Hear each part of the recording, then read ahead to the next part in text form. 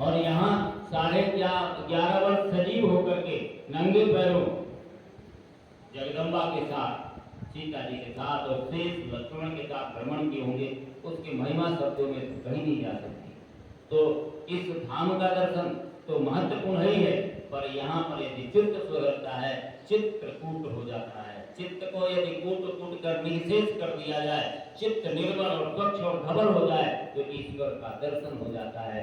फिर ये कहा, राम कथा मंदाकिनी चित्रकूट चितचार तुलसी सुबह स्नेह वन श्री रघुवीर विहार। इस वन में भगवान विहार करते हैं, आज भी करते हैं।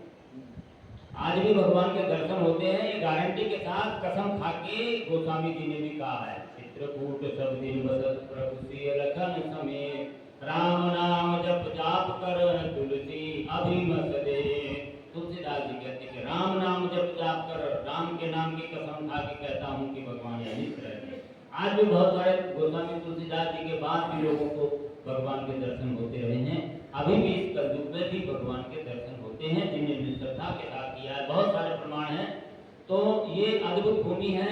और यहाँ कभी जंगलों में आप जाइए, कुछ पेड़ों में देखिए, उनकी छाल निकालिए, तो उनमें चलने वाले कीड़े कीट सीताराम लिख देते हैं। चित्रकूट के विहंग मृग पेट बिटप त्रिजात, धन्य धन्य से कहे सब देव दिन रात। देवता भी उनकी पतंगों की भी वंदना करते हैं। तो यहाँ पर थोड़े दिन विश्राम हो, कुछ अच्छा पुण्य कर लिया, तो इससे बड़ा कोई योग नहीं है। गोस्वामी जी ने फिर से लिखा, और जगह जब तप करे ठाड़ रहे व्रत मौन, चित्रकूट दौलत फिरत तब हुन तुलसी दौड़। गोस्वामी जी कहते हैं कि और जगहों पे हठ योग कर लो, तपस्याएं कर लो, बड़े बड़े यज्ञ दान आदि कर लो, पर चित्रकूट में आकर के घूम जाओ, उसके मुकाबले कोई नहीं है। केवल यहाँ घूम लेने का इतना पुण्य है। अगर कुछ कर लिया तो फिर क्या पूछना है। थोड़ा भी किसी ने किया तो अद्भुत उसको आध्यात्मिक शक्तियां मिली है, क्योंकि कर्क रेखा के मध्य बिंदु से ये गुजरता है चित्रकूट। यहाँ से कर्क रेखा गुजरती है, जो सूर्य के सीधे रश्मियों का लाभ, चंद्रमा मन का देवता है और सूर्य आत्मा का देवता है, दोनों का दिव्य प्रकाश यहाँ पर विद्यमान है। इसीलिए भगवान राम भी आए। और आध्यात्मिक राजधानी से हमारे भारतवर्ष की कहा जाता है।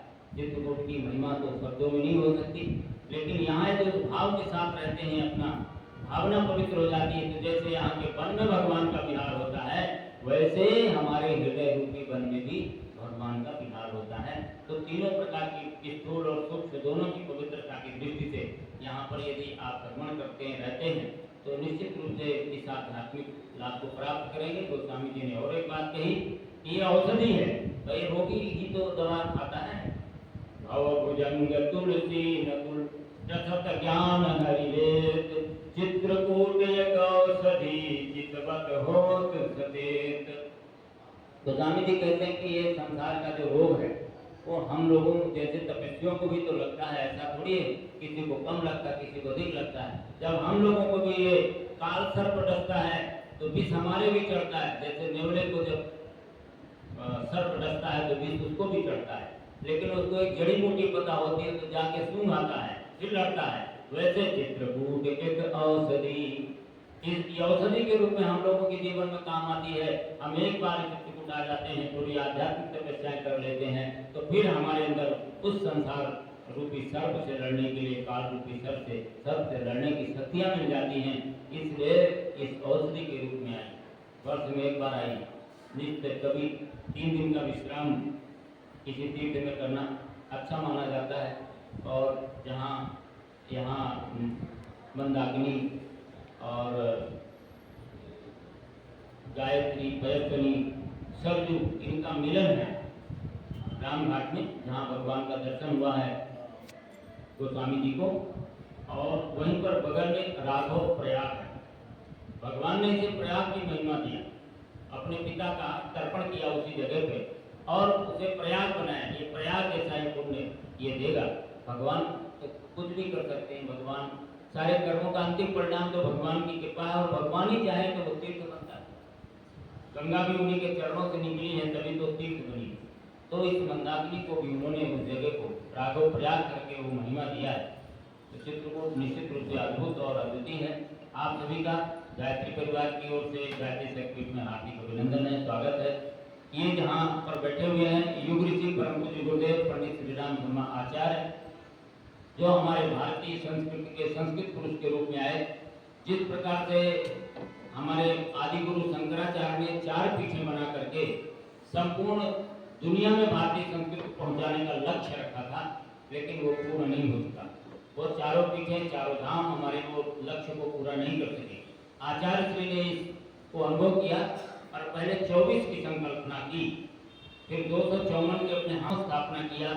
आज लाखों की संख्या में गायत्री शक्ति पूरी दुनिया और देश में बनी हुई है, सैकड़ों देशों में है और करीब 20 करोड़ से अधिक लोग काम कर रहे हैं। ऐसे युग ऋषि के हाथों से स्थापित ये शक्तिपीठ है और ये वास्तव में शक्तिपीठ है जिसमें प्राण प्रतिष्ठा किया गुरुदेव ने गायत्री माता की। उस समय दिव्य ज्योति आई और इस धरती में समा दी। तभी कोई जगह नहीं थी, केवल मंदिर भरता है, सब खुला एरिया था और 2-3-4 कमरे बने हुए थे। इसके बाद ये निश्चित यहाँ पर आने वाले लोगों को आध्यात्मिक लाभ मिला, भावनाएं मिली। कुछ निश्चित रूप से आश्रम के कारण अव्यवस्थाएं भी रहती हैं, उतने सुविधे तो नहीं है।